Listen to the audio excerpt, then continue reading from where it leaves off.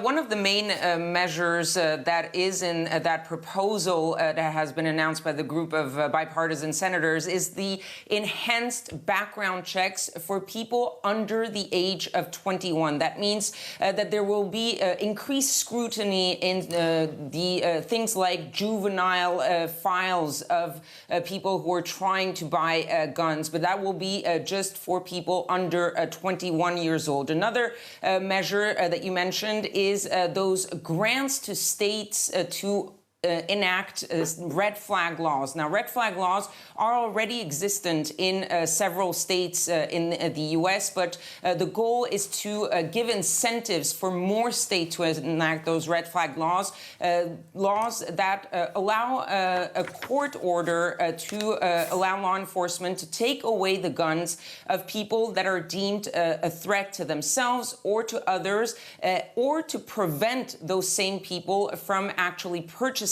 those guns. There's also talk, of course, coming from the right, from the Republicans, of more funding for mental health, more funding for school safety. Those were two issues that, of course, the Republicans have been pushing after the shooting in Uvalde, Texas. And finally, there's also discussion about the possibility of closing the so-called boyfriend loophole. Right now in the United States, there is a way to take away the guns of a spouse that is deemed abusive, but that only applies to people that are legally married. And so the goal here is to try to apply that same law to partners, to boyfriends that are not necessarily a legal spouse. So you're seeing quite a range of measures there, but of course a lot is missing according to most Democrats who wanted to see things like an outright ban on assault weapons,